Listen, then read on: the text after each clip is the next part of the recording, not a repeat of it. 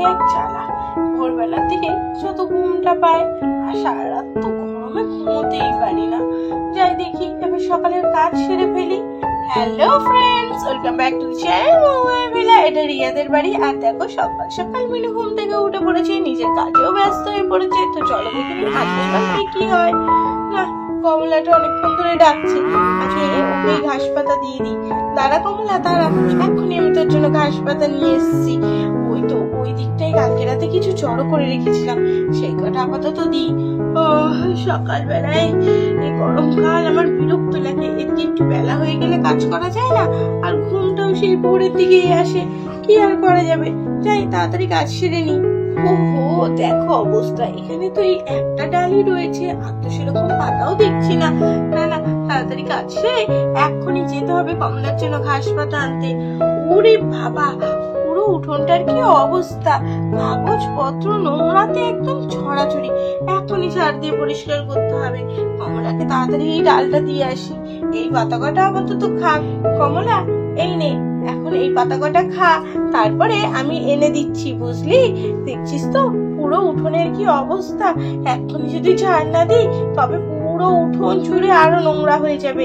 এক সাইড করে নি, তারপরে যাচ্ছি। আর কমলাও তো এইসব শুনে কান নাড়িয়ে দেয়। আচ্ছা আচ্ছা, বুঝেছি বুঝেছি, তুই সব বুঝেছিস না। দাঁড়া, আগে তাড়াতাড়ি উঠোনটা ঝাড় দিনি। আমার ঝাঁটাটা যে কই গেল? ওই তো। এক এক সময় এক এক জায়গায় রাখে, এই হচ্ছে প্রিয়ার কাজ। এই না হলেই আমাকে খুঁজে বেড়াতে হয়। যাক, আজকে বেশিক্ষণ খুঁজতে হয়নি, তার আগে ঝাড়াটা পেয়ে গেছি। এইবার তাড়াতাড়ি ঝাড় দিয়ে সব এক সাইড করি, না হলে এই পুরো দেখতেই কত বিচ্ছিরি লাগছে। না না, তাড়াতাড়ি করে পরিষ্কার সেরে আজকে ভাবছি একটু সকাল সকাল স্নানটা সেরে নেবো, না হলে দুপুরবেলায় জলটাও খুব গরম হয়ে যায়। উফ, আর পারিই না। আর এই বলে তো মিনু নিজের মতো করে উঠোন ঝাড় দিতে ব্যস্ত হয়ে যায়। আর তখনই ঘর থেকে প্রিয়াও বেরিয়ে আসে। আর প্রিয়া দূর থেকে দেখে যে মিনু ঝাড় দিচ্ছে। আরে মা তো উঠোন ঝাড় দিচ্ছে, উঠোনে কত পাতা পড়ে রয়েছে আর অনেক কাগজেও পড়ে রয়েছে। মা একা একা কাজ করছে, মায়ের তো অনেক কষ্ট হচ্ছে, তাই আমি তোমাকে হেল্প করে দিই। এইদিকে নোংরা কাগজগুলো আমি না হয় ফেলে দিই। আর তারপরে তো প্রিয়াও সেই নোংরা কাগজ পরিষ্কার করতে লেগে যায়। বলে বাবালে, এই গরমের সময় কাজ করে কত কঠিন, আমি তো এইটুকুনি কাজ করে হাঁপিয়ে যাচ্ছি। মা অত অত কাজ কি করে করে কে জানে। না না, আমি ভালো করে এই দিকটা পরিষ্কার করে দিই, মাকে যেন এই দিকটায় আর হাত না দিতে হয়। তাহলে মা একদম খুশি হয়ে যাবে। আরে ওদিক থেকে আবার কিসের আওয়াজ আসছে? কই দেখি তো। ও মা, দেখো প্রিয়া নিশ্চয়ই এই নোংরা জিনিসগুলো নিয়ে খেলতে আরম্ভ করে দিয়েছে। এই মেয়েটার শুধু এই কাজ। প্রিয়া, আর প্রিয়া, কি রে তুই নোংরা খাচ্ছিস? হ্যাঁ, নোংরা খাচ্ছিস সকালবেলায় উঠে? মা তুমি আসলে আসলে আসলে করে এখন আর কোনো বাহানা দিতে হবে না। যা এখান থেকে বলছি, একদম দুষ্টুমি করবি না। আমি এই উঠোন সবে ঝাড় দিয়ে পরিষ্কার করছি, কেন তুই আবার নোংরা করছিস? যা এখন এখান থেকে যা, আমি তাড়াতাড়ি কাজ সেরে নি। মা তো আমার বকা দিলে আমার কথাই শোনো না। মা শোনো না আমার কথাটা। না, তোর কোনো কথা শুনবো না। চ চ এখান থেকে বলছি, চ এই কমলার পাশে দাঁড়া, একদম এখান থেকে নড়বি না। আমি আগে উঠোন ঝাড় দেবো, তারপরে এখান থেকে নড়বি কিন্তু। আরে মা, আমি তোর কোনো কথাই শুনতে চাই না। আর এই বলে তো কোনো কথা না শুনেই মিনু সেখান থেকে চলে যায়। দাঁড়াও মা, তুমি আমাকে দিলে বকা, দেখাচ্ছি মজা। এইবার দেখো কি করি আমি। এই সব পাতা কাগজ আমি এখন গুছিয়ে নেব। আর তারপরে তো প্রিয়া অনেক কাগজ নিয়ে সেখান থেকে কোথাও চলে যায়। প্রিয়া সেখান থেকে সব কাগজ তুলে নিয়ে কোথায় যেন যাচ্ছে। আরে বন্ধুরা, কোথায় যাচ্ছে প্রিয়া? আরে প্রিয়া তো আস্তে আস্তে গাছের উপর উঠছে। হ্যাঁ, এই প্রিয়া তুমি কি করতে চাইছো? গাছের উপর কেন উঠছো? ওহ, ওরে বাবারে, এই মাকে সাইজটা করতে গিয়ে তো মনে হয় আমি সাইজটা হয়ে গেলাম।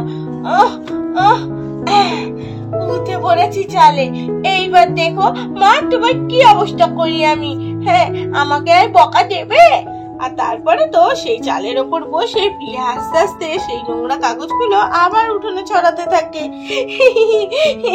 এবার দেখো কেমন লাগে, আমার সাথে চালাকি, আমাকে তো বকা এই বলছে। আর প্রিয়া তো নোংরাগুলো আস্তে আস্তে নিচে ফেলে আবার পুরো উঠোনটা উঠোনটাকে নোংরা করে দিল। আরে কিসের আওয়াজ হচ্ছে? হ্যাঁ, ও মা, এই তো আমি উঠোনগুলো পরিষ্কার করলাম, উঠোনটা আবার নোংরা হলো কি করে? ও, আর তারপরে তুমি প্রিয়াকে দেখে ফেলে। কি মজা, কি মজা, আমি নোংরা করে দিয়েছি। আমাকে দিয়েছিল বকা, আমি আবার উঠোন নোংরা করে দিয়েছি। কি মজা, কি মজা। আরে এই মেয়ে, হ্যাঁ ওরে দুষ্টু মেয়ে, তুই আবার উঠোনটাকে নোংরা করলে তো? দাঁড়া, তোর দেখাচ্ছি মজা। এই রইলো ঝাঁটা।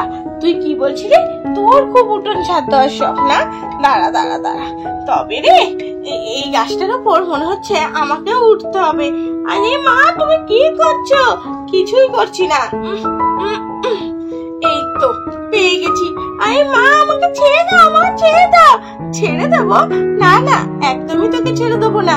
তোর কি যেন শখ ছিল, এই উঠোনটা তুই পরিষ্কার করবি না?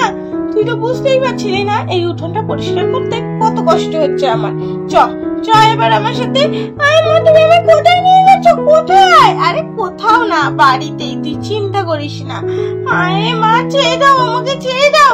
যা, এই দেখ এখানে ঝাঁটা আছে, এই ঝাঁটা নে, আর এই পুরো উঠোন তুই এখন ঝাঁট দিবি। হ্যাঁ, এই পুরো উঠোন তো আমি ঝাঁট দেবো? হ্যাঁ, তুই ঝাঁট দিবি বলেই তো এইভাবে নোংরা করলি। আমি পরিষ্কার করলাম, তোর তো মনেই হলো না সেটা। নে, এখন তুই পরিষ্কার কর। তুই নোংরা করেছিস, তুই পরিষ্কার করবি। না মা, না, আমি পারবো না। কি? আমি তোর কোনো কথা শুনবো না। তাড়াতাড়ি এই সব পরিষ্কার করে ফেলবি। আমি এসে যেন দেখি সব পরিষ্কার হয়ে গেছে, বুঝলি? আমি এখন আসছি। মা, ও মা, মা, ও মা। আর মিনু তো কোনো কথা না শুনেই সেখান থেকে চলে যায়।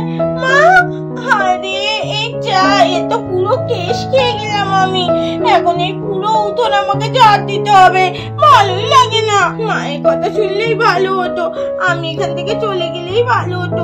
এই এতখানি উঠোনকে আমি ঝাড় দিতে পারি? কি করবো, তুমি করেছি, মা ছাড়ছি দিয়েছে, ছাড়ছি না নিলে আরো মা রেগে যাবে। আস্তে আস্তে সব পরিষ্কার করে ফেলি, আর তারপরে তো প্রিয়া নিজের কাজের জন্য নিজেই পস্তাতে থাকে, আর উঠোনটাও ঝাড় দিতে থাকে। তো বন্ধুরা, আজকের গল্পটা এখানেই শেষ করলাম। গল্পটা ভালো লাগলে চ্যানেলটাকে সাবস্ক্রাইব করে দিও। আজকের মতো